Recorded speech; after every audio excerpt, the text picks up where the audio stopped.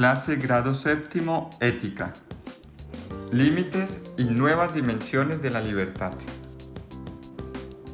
Hola a todos mis estudiantes de grado séptimo. Vamos a comenzar la clase del día de hoy.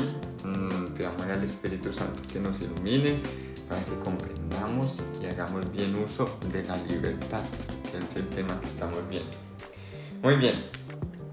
La clase pasada comenzamos el recorrido por el tema del actuar humano y nos dimos cuenta que el actuar humano nos damos cuenta que el actuar humano es diferente gracias a la libertad, ¿no? Vimos que el actuar humano se manifiesta gracias a la libertad y que este actuar tiene unos elementos que son el conocimiento, el querer voluntario y la afectividad. Aún no hemos hablado de ellos, únicamente nos centramos en la libertad. Vimos la libertad interior y la libertad exterior, que puede que en ocasiones nos coarten de la libertad exterior, pero la libertad interior nunca nos la van a quitar. Hoy veremos en continuación los límites de la libertad y nuevas dimensiones de la libertad. Entonces, para comenzar, pues a pesar de que nosotros muchas veces proclamamos y el ideal del joven es una libertad de todo, y muchas veces se cree que libre es el que hace lo que quiere sin importar los demás, pues hoy nos daremos cuenta que no somos libres muchas veces, no somos lo libres que queremos, que la libertad humana está limitada y condicionada.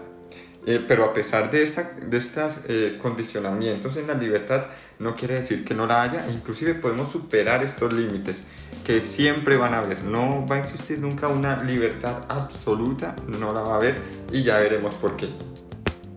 Bien, entonces, a pesar de que nuestra libertad es condicionada por el entorno, por las circunstancias, por la realidad, sin embargo, a pesar que hay unos límites en la libertad, estos no anulan la libertad interior, que ya vimos que la libertad interior nunca la van a quitar. Podemos estar en una cueva, encerrados, nos pueden aprisionar, pero podemos desear ser libres. Ya ese desear ser libres ya es un acto de libertad nuestro.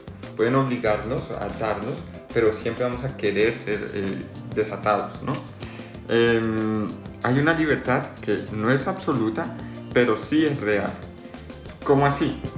Ante los límites que puedan surgir a la libertad, tenemos la posibilidad de optar por la acción interior que queramos.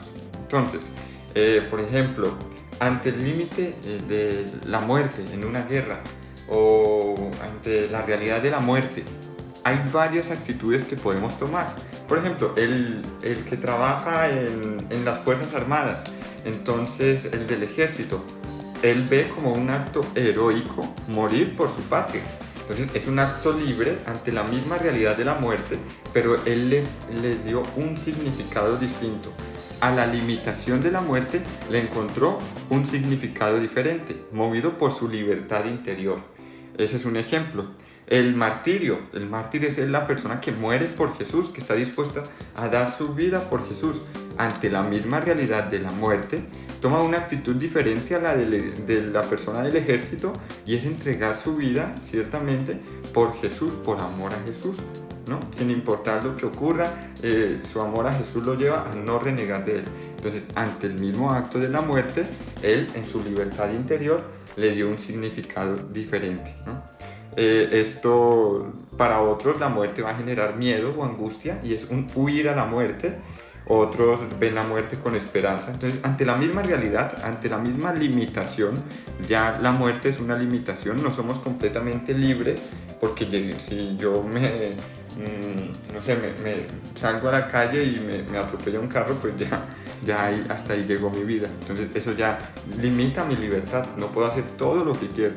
Entonces, a pesar de que no tenemos una libertad absoluta, podemos nosotros resignificar esos límites que se nos van poniendo a la libertad humana. Veremos, por lo tanto, dos dimensiones o sentidos de esta libertad finita. Cuando digo finita, es que se acaba. Esta libertad no es absoluta, no es una libertad como la libertad de Dios. Dios es omnipotente, Dios puede hacer lo que quiera, Él puede, Él es el ser completamente libre, ¿no? Entonces, bueno, nos vamos a centrar en el hombre. ¿Cuáles son las dos dimensiones o sentidos de la libertad finita? Primero, lo imposible y la libertad trascendental. Entonces, ese es el primer tema. Lo imposible por un lado y la libertad trascendental.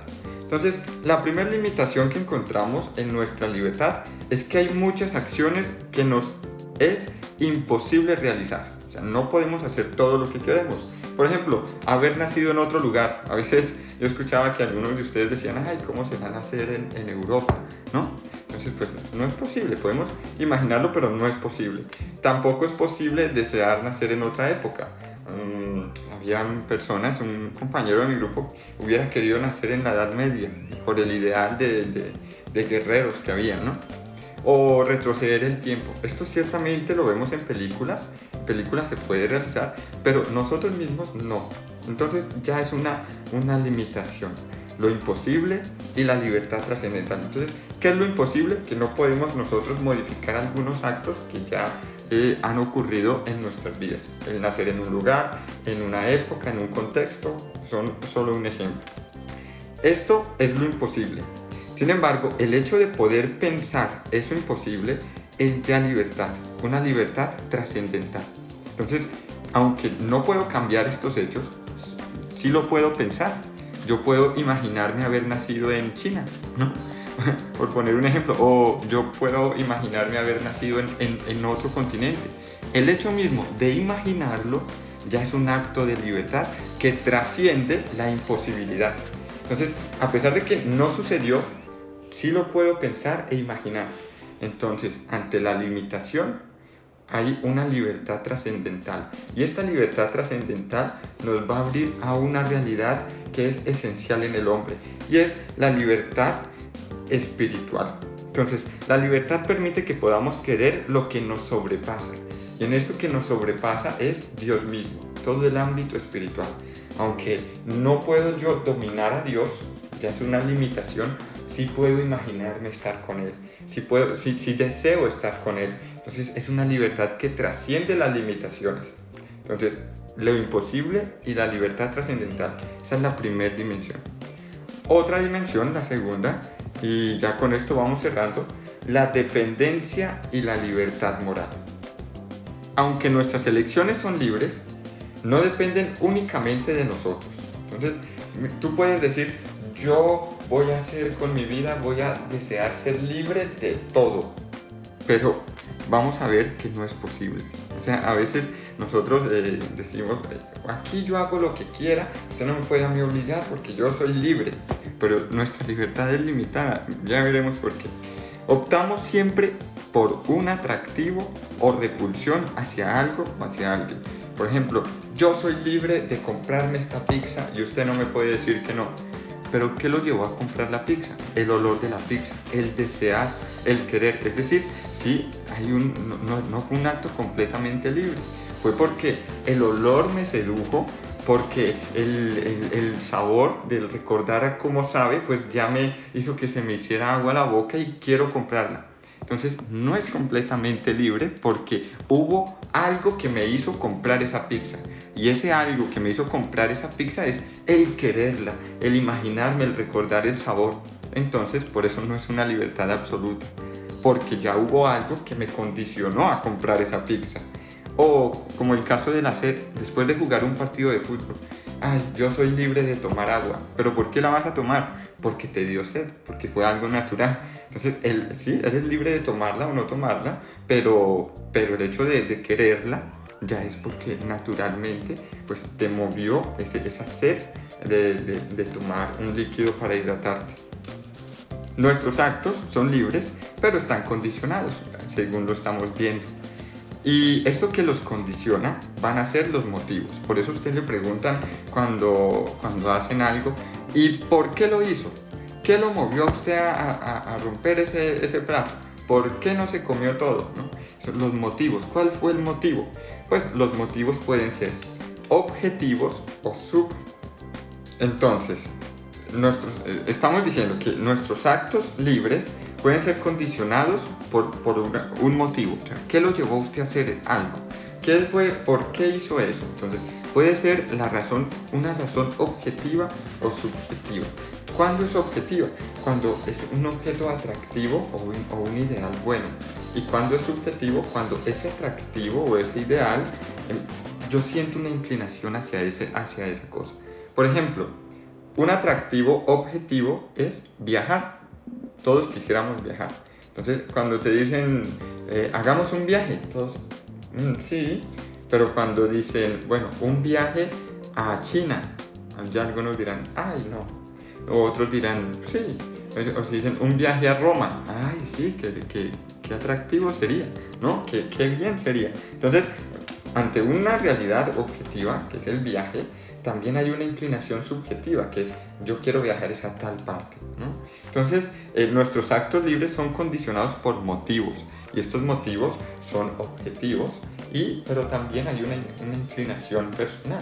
No a todos les gusta hacer aseo a una hora del día, bueno, por poner un ejemplo, o a algunos no les gusta comer un tipo de comida, en fin. Entonces, estos motivos, nuestros actos son libres, pero están condicionados por nuestro querer. Pero entonces, ¿es posible educar estos motivos? O sea, esa atracción que tenemos, esas inclinaciones que tenemos en nuestra libertad, ¿es posible educarlo? Pues sí. Podemos educar la libertad, moldearla y sobrepasar la dependencia aparente. Entonces, ante ese deseo natural, ante de pronto ese atractivo que nos lleva a querer hacerlo, por ejemplo, el querer salir a jugar fútbol en este momento y en la realidad de la pandemia, el querer salir, pues ante esta realidad de querer salir, que es un acto que me mueve el deseo, pues yo puedo educar ese querer y resignificarlo. Decir, no, pero es que no me conviene, porque es que si salgo puedo infectar a mi familia, ¿no? Entonces ya esa limitación de no poder salir, la resignifiqué, la eduqué, la moldeé, ¿no? Entonces no podemos dejar de sentir agrado o desagrado por el salir, por el querer, por ese atractivo, pero sí podemos moldear nuestras inclinaciones y sobrepasarlas. Por ejemplo, volvemos al ejemplo del ejército. Puede que ellos no quieran entregar su vida, pero ante la realidad de entregar su vida o salvar a la patria, dicen, pues prefiero salvar a la patria. Y entonces resignificaron ese querer. Lo mismo el mártir no es que quiera morir, no es que no me gusta la vida y quiero que me quiten la vida, no es así. Pero ante la realidad de o renegar de la fe, o sea, decir que Jesús no existió para poder vivir o morir, él dice, no, prefiero morir, así, pues no lo quiera, pero pues por Jesús decido hacerlo y no retractarme de mi convicción. Entonces se resignificó ese deseo natural de la vida. Entonces a esto se le llama la libertad moral. Nosotros somos, a pesar de que tenemos limitaciones en nuestra libertad, podemos nosotros moldearla. Y esta es la libertad moral. Podemos educar nuestra libertad hacia un bien mayor, ¿no? Entonces ya con esto cerramos. Hoy resumidamente pues vimos los límites de la libertad y las nuevas dimensiones. Una libertad que es limitada por unas realidades que no vamos a poder cambiar, que fue lo que denominamos lo imposible, pero también lo trascendental, podemos resignificarlas. Y también una dependencia que ocurre por nuestros apetitos, porque queremos, o sea, no es una libertad completa, sino que una libertad que depende de lo que yo quiero, ¿no? Entonces ciertamente eso la limita, pero esa inclinación podemos educarla en ocasiones para buscar y lograr ese bien superior. Ya con esto terminamos el aspecto del actuar humano y la libertad. La próxima clase entonces veremos los elementos del actuar humano, ¿no? Entonces espero que estén muy bien y que Dios los bendiga.